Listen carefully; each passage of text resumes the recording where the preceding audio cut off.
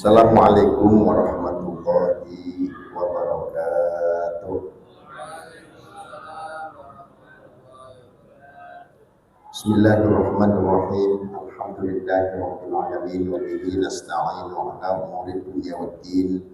Shalatu wassalamu ala asyrafil anbiya'i wal mursalin sayyidina wa maulana Muhammadin wa ala alihi wa sahbihi ajma'in, amma ba'du.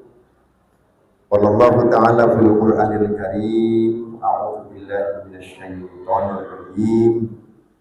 Faman kana yarju liqa'a rabbih falyamal 'amalan shalihan wa la yusyrik bi 'ibadati rabbih ahada. Wa qala Rasulullah sallallahu alaihi wasallam, man yuridillahu bihi khairan yufaqihu fid din. Shadaqallahu qawlan 'azim. Kepada Rasulullah Nabi Muhammadul Karim. Hadirin jamaah sekalian rahimakumullah. Marilah malam ini kita awali kajian kita dengan terlebih dahulu bertawassul kehadirat baginda Rasulullah sallallahu alaihi wasallam, keluarga, para sahabat, para tabi'in, tabi'in, para auliyaillah, para syuhada, para sholihin, khusus ila muallifi hadzal kitab Syekh Zainuddin Al-Malibari wa jami'i masyayikhi wa jami'i masyayikhina wa abaina wa ummahatina syai'ulillahi lana wa lahumul fatihah. A'udzu billahi minasy syaithanir rajim. Bismillahirrahmanirrahim. Alhamdulillahi rabbil alamin arrahmanir rahim maliki yaumiddin. Iyyaka na'budu wa iyyaka nasta'in ihdinas siratal mustaqim. Shiratal ladzina an'amta 'alaihim ghairil maghdubi 'alaihim waladdallin. Amin. Bismillahirrahmanirrahim. Pada pertemuan yang lalu kita membahas tentang afdholiyatul makan, tempat yang paling utama untuk kita pilih sebagai tempat untuk kita lakukan sholat berjamaah dan pengecualiannya.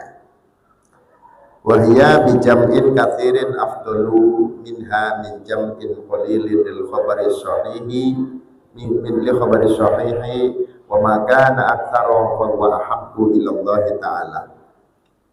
Salat berjamaah dengan jumlah jamaah yang banyak itu lebih afdol daripada sholat jamaah dengan jumlah jamaah yang sedikit. Ini karena ada hadis sahih, wa ma kana aktsara wa huwa ahabbu ila Allah. Wa ma kana aktsara, sesuatu yang lebih banyak, wa huwa ahabbu ila Allah, itulah yang paling dicintai oleh Allah. Artinya jika sholat berjamaah dengan jumlah jamaah lebih banyak, itu jamaah yang paling dicintai oleh Allah. Pengecualiannya illa linahwi bid'ati imamihi, kecuali jika imamnya itu termasuk golongan orang yang ahli bid'ah.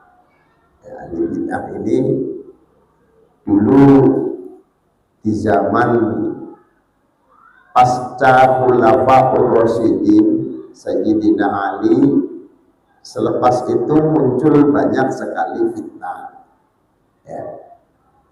Banyak orang yang karena memiliki rasa ta'ammuk, ya. memiliki rasa bukan simpatik, kalau di atas simpatik, terlalu fanatik dengan Sayyidina Ali, sehingga membuat kelompok namanya kelompok Syiah. Yang paling parah adalah Syiah Rafidhah. Syiah Rafidhah itu termasuk ahli bid'ah. Kenapa? Karena Rafidhah itu artinya membuang. Membuang itu maksudnya apa? Membuang orang-orang yang dekat dengan Rasulullah Sallallahu Alaihi Wasallam selain Sayyidina Ali, ya, itu dianggap sebagai musuh, lalu kemudian dilaknat. Ya, Siti Aisyah dilaknat. Ya, artinya mereka tidak mengakui keberadaan Sayyidina Abu Bakar, Sayyidina Umar, Sayyidina Uthman, Siti Aisyah dan sahabat-sahabat terdekatnya Rasulullah SAW yang berseberangan pemikirannya kemudian dianggap sebagai orang-orang yang harus dipangkas, tidak boleh masuk dalam kategori sahabat Nabi ataupun orang-orang yang diakui sebagai imam-imam mereka. Ini disebut Syiah Rafidhah. Lalu banyak juga bermunculan setelah itu sampai diindikasikan oleh Rasulullah SAW, "Sataftariqu ummati ya ala 73 firqatan kulluha finnar illa wahidah." Besok umatku akan terbagi menjadi 73 golongan, seluruhnya di neraka kecuali satu. Nah, para sahabat bertanya kepada Rasulullah, "Waman al-wahidah atau waman an-najiyah?" Siapa yang termasuk golongan yang selamat itu, ya Rasulullah? Siapa yang satu itu, ya Rasulullah? Rasul menjawab, "Ma ana alaihi wa ashabi." Orang yang masih tetap mengikuti sunnah-sunnah Rasulullah dan sunnah-sunnah para sahabat-sahabat Rasulullah Sallallahu Alaihi Wasallam. Tetapi pada saat itu benar-benar terbagi, ya. Mulai dari ada golongan yang disebut dengan Murji'ah, ada Jabariyah, ada Qadariyah, ya. Dan masing-masing punya sempalan-sempalan, sehingga pada saat itu sudah genap 72 golongan, ya. 72 golongan itu lengkap kecuali yang satu. Nah, yang satu itu siapa? Yang satu itu adalah kelompok ahli sunnah wal jamaah. Maka selain kelompok ahli sunnah wal jamaah itu dikategorikan sebagai ahlul bid'ah. Nah, maka ada masjid yang misalnya imamnya itu ahlul bid'ah. Bagaimana? Apakah kita lebih memilih masjid itu ataukah masjid lain yang bukan ahlul bid'ah? Maka pilihlah masjid yang lain yang imamnya bukan ahlul bid'ah, bukan ahli bid'ah. Ya. Karofidi wa fasiqin, dan imamnya fasik. Fasik itu tukang maksiat, tukang melakukan perbuatan dosa, ya. Jadi dia masih jadi preman yang belum tobat gitu, Pak. Preman yang belum tobat, dan premannya benar-benar preman yang melakukan maksiat kabair, ya, melakukan perbuatan dosa-dosa besar, tapi jadi imam, ya. Ini imam yang fasik itu kita ketika harus memilih, pilih masjid lain yang imamnya tidak fasik, gitu ya. Walau bimujarradit tuhmati, walaupun hanya dengan persangkaan saja, ya, kita belum tahu fakta realnya apakah benar atau tidak, tetapi kita menduga bahwa ini orang ahli fasik. Soalnya tempat kumpulnya bukan di majelis taklim, tapi nongkrongnya udah biasa tiap malam itu, kalau nggak di Kojem ya di Rawa Malang, lagi kira begitu. Min ahli Rawa Malang wa min ahli Kojem gitu. Tapi kalau waktu sholat di masjid jadi imam gitu. Jadi gimana kira-kira seperti itu ya? Kalau memang kita menduga, baru menduga saja Pak, itu kita harus pilih yang lain walaupun bimujarradit tuhmah. Kalau bimujarradit tuhmah itu kan kalau dalam bahasa polisinya kan, atau dalam bahasa hukumnya kan baru praduga tak bersalah, baru diduga saja sebenarnya kita sudah, ini orang malam-malam nongkrongnya di sono kok gitu. Kalau waktu sholat dia yang jadi imam, mendingan masjid lain, ya. Pilih masjid lain yang imamnya bukan ahlu pojem, bukan ahlu tawa.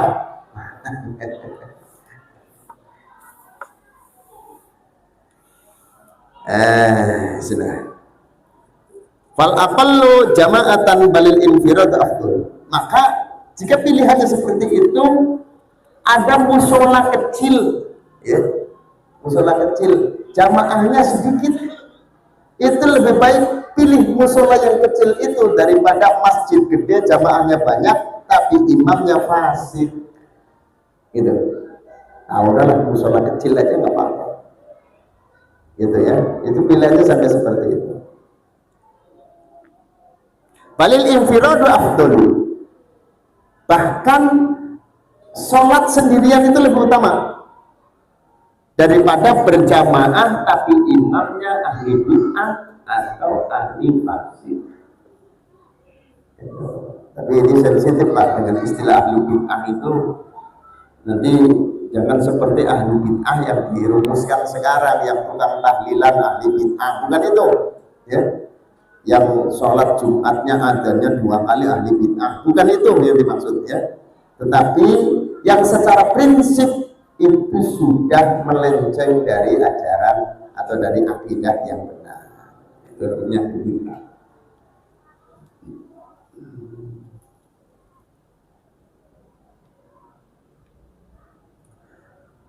Kada qala Syekhuna taba'an di Syekh Zakaria rahimahullah ta'ala. Begitu menurut pandangan Syekhuna mengikuti gurunya Imam Zakaria. Wa kadzal law kana la ya'taqidu wujub ba'dil arkani aw syuruti wa in ata biha. Begitu juga termasuk tidak boleh kita bermakmum ya, berjamaah dengan imam yang tidak meyakini wajibnya salah satu dari beberapa rukun-rukun sholat atau syarat-syarat sholat. Ada imam kok meyakinin Fatihah tidak wajib misalnya, atau ada imam kok meyakini bahwa tahiyat akhir tidak wajib misalnya. Ada imam kok meyakini bahwa niat itu tidak wajib misalnya. Nah, itu berarti imam yang meyakini sesuatu yang mestinya wajib tapi diyakini tidak wajib, walaupun dia melakukannya, tapi meyakini dalam hatinya bukan hal yang wajib, itu tidak boleh kita bermakmum sama imam seperti itu. Kenapa? Karena menurut kita bahwa mubtilun indana ya. Itu menurut kita batal, ya.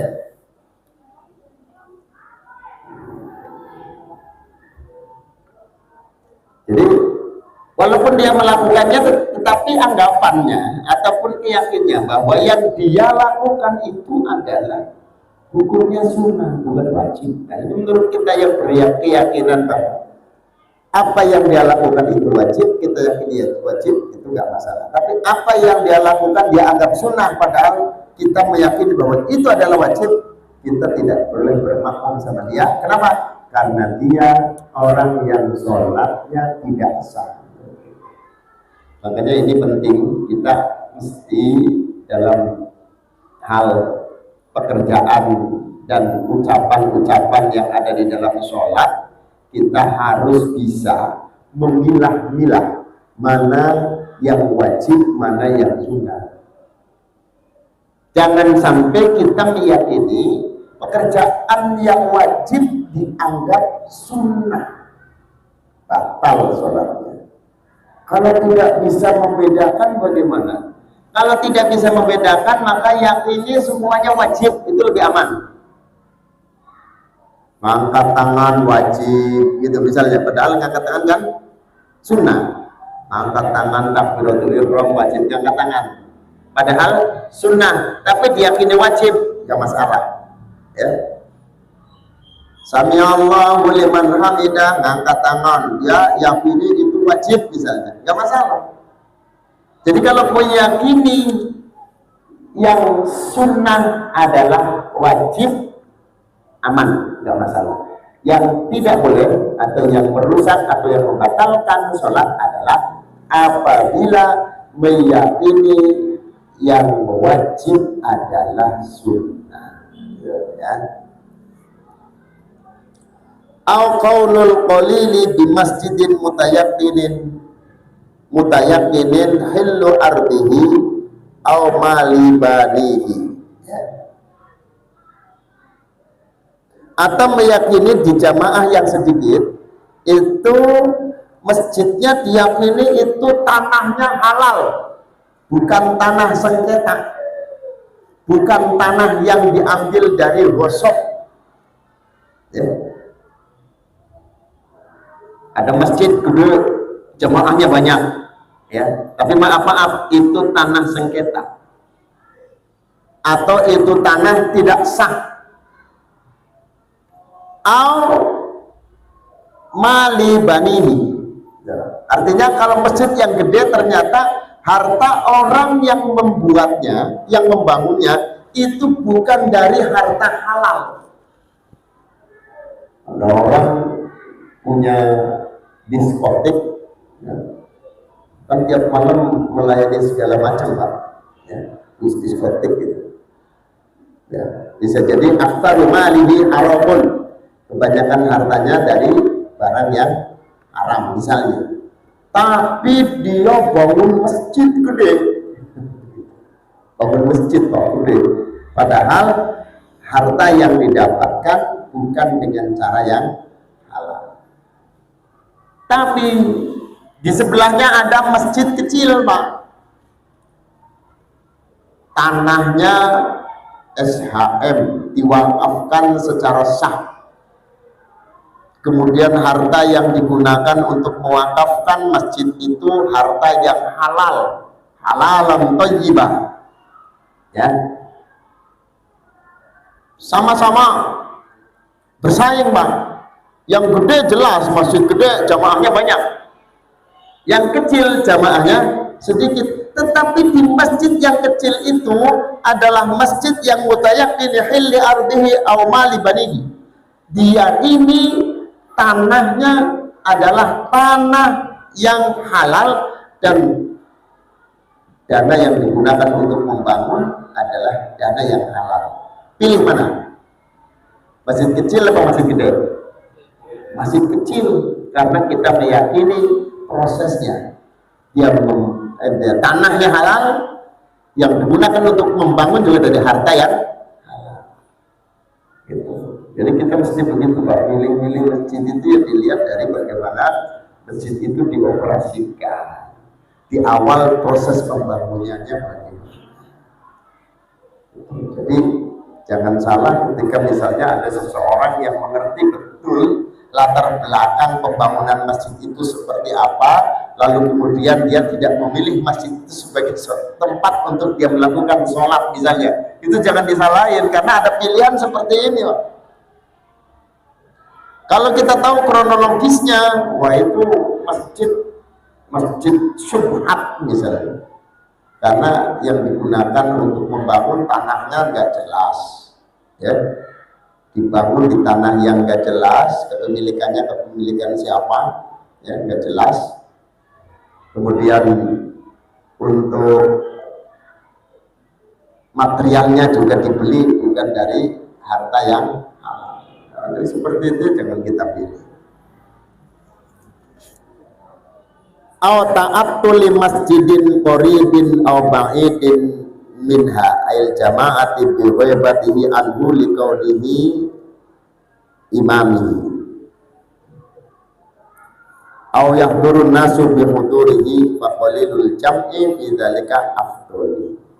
Atau ada masjid yang watil, masjid yang kosong, ditinggalkan oleh penduduknya, ya, baik itu dekat atau jauh, ya.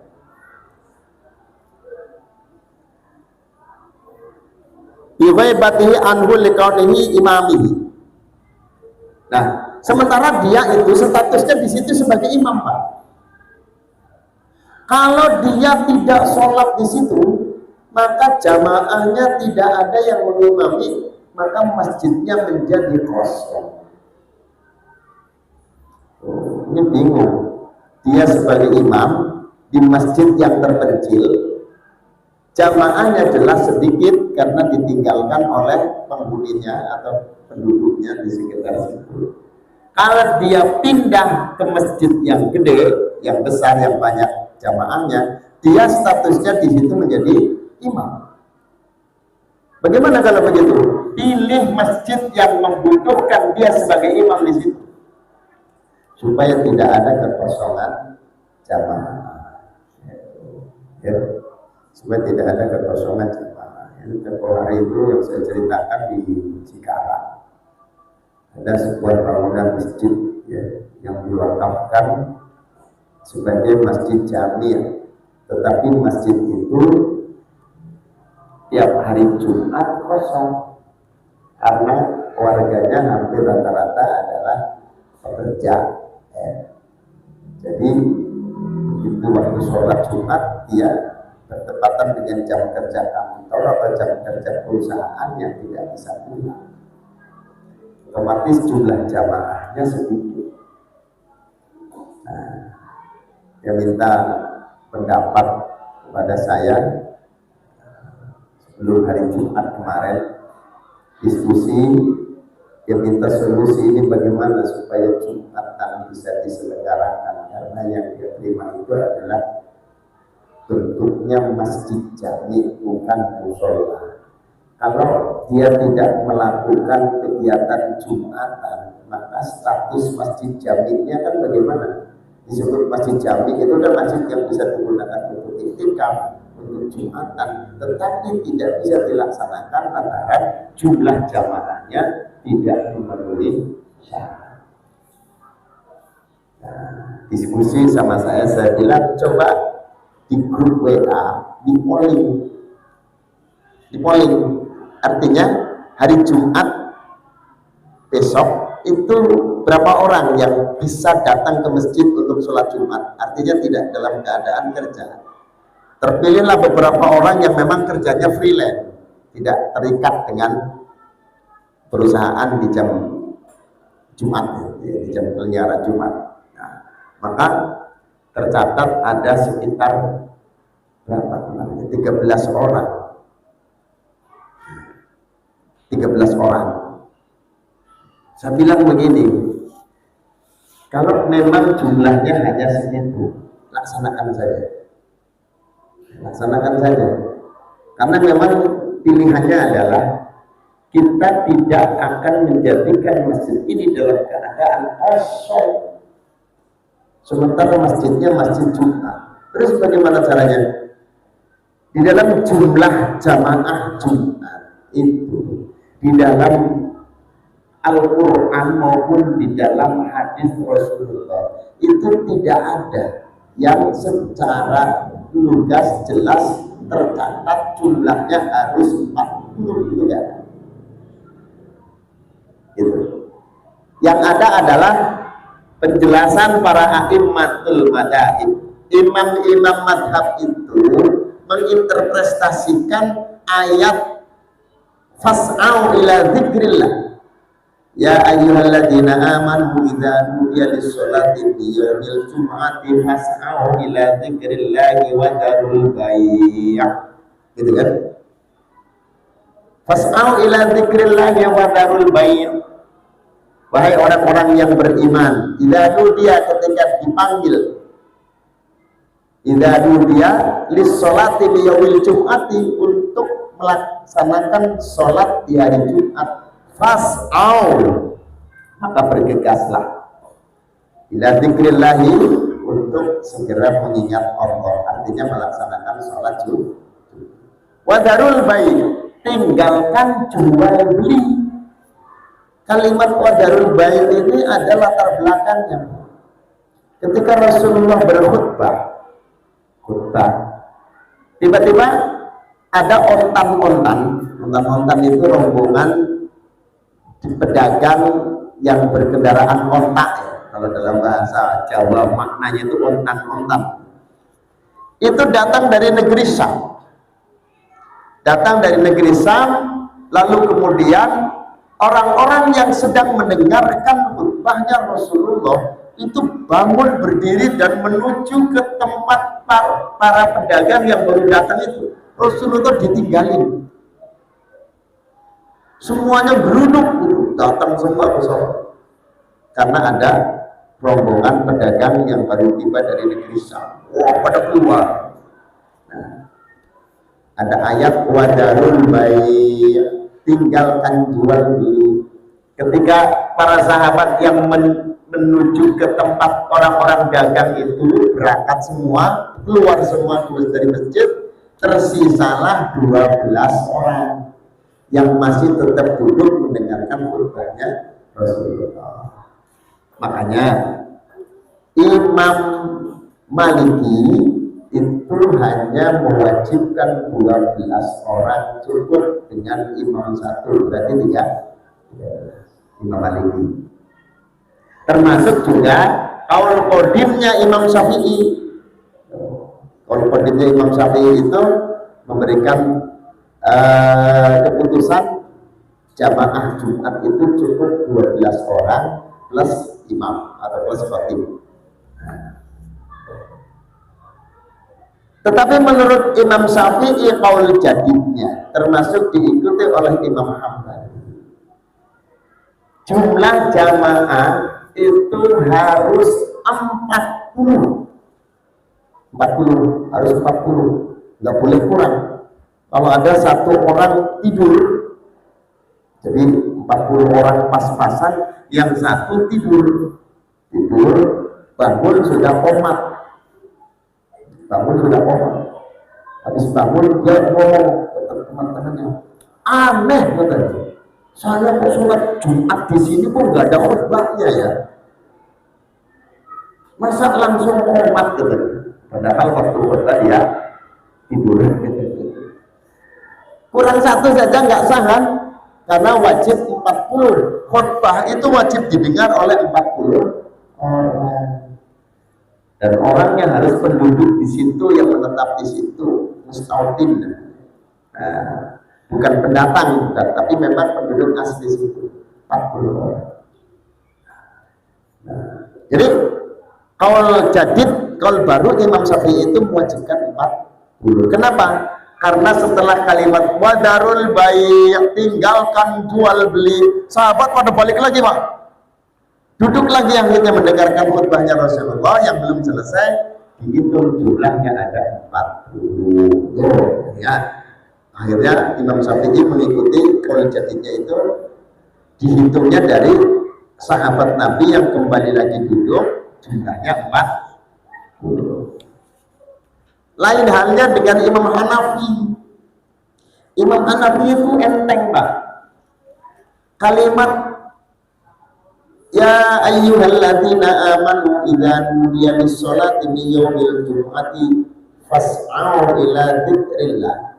Gitu kan? Fas'au, Imam Hanafi itu mengambil dari gramatikal Arab, yaitu jamak. Ya, kalau di dalam ilmu bahasa Arab, ilmu shorof, tasrif, kalau fas'au itu adalah jamak, ya, perintah untuk jamak. Jamak itu adalah paling sedikit 3, sebab 1 disebut mufrad, 2 disebut tasniyah, kalau 3 baru disebut jamak. Jadi jamak dalam bahasa Arab itu 3 orang. Maka Imam Hanafi menghukumi sah sholat Jumat dengan 4 orang, 3 orang yang mendengarkan khutbah atau makmum, 1 orangnya sebagai khatib atau imam.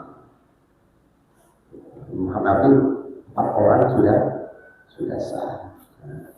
Maka ya sudah, kalau memang cuma ada 13 orang laksanakan saja. Kalau kita masih menurut madhab Syafi'i, ikuti madhab Syafi'i, qaul qadimnya Imam Syafi'i yang jumlahnya 13 orang, 12 orang sebagai makmum, 1 orang sebagai imam atau khatib. Seperti itu. Makanya saya kadang-kadang kan lihat masjid itu nggak selalu pas khutbah sudah penuh Pak. Sekarang ini banyak orang yang datangnya itu pas khutbah baru datang. Mulai rukun khutbah dibaca, jamaahnya belum ada 40, masih pada rokok di belakang. Menjelang qomat baru pada masuk. Nah, ini gimana? Kalau kita ngotot pakai madhab Imam Syafi'i, qaul jadidnya Imam Syafi'i, seperti layaknya kita melaksanakan itu sebagai bagian dari kebiasaan kita yang kita lakukan. Nah, enggak sah lah, sholat Jumatnya enggak sah. Kenapa? Jamaahnya kurang. Nah, dan saya kadang-kadang suka pertimbangannya dulu. Kalau sampai saya berdiri di khutbah, di mimbar, jamaah kok, wah ini belum ada 40. Ya, sudah, saya mulai biniyati taklid lil Imam Syafi'i qaulan qadimah. Itu aman udah. Baik, jemaah sekalian, sebelum ditutup, mungkin ada pertanyaan, boleh? Monggo. Baik. Sah tidak orang yang melaksanakan sholat tapi tidak mengerti syarat dan rukunnya sholat? Pertama, ini kita harus kasih garis bawah. Ada hukum yang berlaku bagi orang bodoh, gitu ya. Orang bodoh. Pertama, ketika dia merasa dirinya bodoh, belum mengerti, maka kewajiban dia adalah mengaji. Bahkan dia harus mencurahkan seumur hidupnya untuk mengaji di bab sholat, karena dia sedang menghadapi kewajiban sholat. Maka hukum bagi dia ngaji bab sholat fardu ain. Satu. Akan dimaklum ketika dia adalah orang yang baru masuk Islam, belum ngerti. Yang kedua, orang yang jauh dari dakwah, majelis taklim, dia jauh dari ulama, dia jauh dari orang-orang yang ngerti, maka apapun yang dia lakukan sah. Mungkin sholat sambil ngobrol juga sah. Karena apa? Gak ada orang yang mengajarkan ilmunya. Tetapi di lingkungan yang memang di situ sudah ada dakwah, bahkan dakwahnya tersebar luas, bukan hanya di masjid, tetapi di channel-channel, di YouTube, di TV, ada semua. Kok tidak mau belajar, maka hukumnya berdosa, karena meninggalkan yang fardu. Nah, dalam hal praktek sholatnya, itu tadi, kalau kita kan dikenakan khitab itu ketika kita sudah balik, ya, adalah tetap kewajibannya ngaji. Tetapi dalam hal pekerjaan sholat, ya, andai kata dia tidak bisa memahami mana syarat, mana rukun, kuncinya satu, semuanya wajib, baik dalam hal wudhu maupun dalam hal sholat, semuanya wajib, maka aman. Tidak harus memilih-milih kalau memang belum tahu. Tetapi bagi yang sudah tahu, maka dia harus bisa membeda-bedakan, baik dalam wudhu maupun sholat, mana yang kategorinya syarat, mana yang kategorinya fardu, mana yang kategorinya sunnah. Jadi kalau yang tidak mau ngaji itu salahnya double. Kesalahannya dua. Salah yang pertama adalah salah dalam ibadahnya, salah yang kedua adalah salah karena bodohnya. Jadi double dua. Ya. Kecuali kalau dia itu tadi tidak ada waktu sama sekali untuk ngaji. Ya, profesi yang tidak bisa ditinggalkan, sehingga apa yang dia pahami ya yang paling dasar dan tidak ngerti tentang pilihan-pilihan yang tadi, yaitu tadi berarti dia terikat dengan sesuatu yang dia tidak mungkin untuk belajar. Kayak misalnya dia di penjara atau di tempat yang memang ditugaskan di tempat yang sulit untuk mengakses dakwah, ngaji, fikih misalnya. Nah itu berarti dia tuntutannya bebas dari hukum. Tetapi kalau dia masih bisa mengakses ilmu, mengakses fikih, ya, maka dia harus wajib belajar fikih untuk sholatnya itu. Seperti itu aja. Sudah cukup. Al-Fatihah. A'udzubillahi minasyaitonir rajim. Bismillahirrahmanirrahim. Alhamdulillahirabbil alamin arrahmanir rahim maliki yaumiddin. Iyyaka na'budu wa iyyaka nasta'in. Shiratal mustaqim. Shiratal ladzina an'amta 'alaihim ghairil maghdubi 'alaihim waladdallin. Bismillahirrahmanirrahim. Alhamdulillahi rabbil alamin. Shallallahu alaihi Muhammad wa ala alihi wa sahbihi ajma'in. Allahumma ولوالدينا ورحمهم وبارك ووفقنا على العارفين بحكمتك وانشر عليك رحمتك يا ذا الجلال والإكرام ربنا آتنا في الدنيا حسنة وفي الآخرة حسنة وقنا عذاب النار وصلى الله على سيدنا محمد وعلى آله وصحبه وسلم والحمد لله رب العالمين والله الموفق إلى الطريق والسلام عليكم ورحمة الله وبركاته.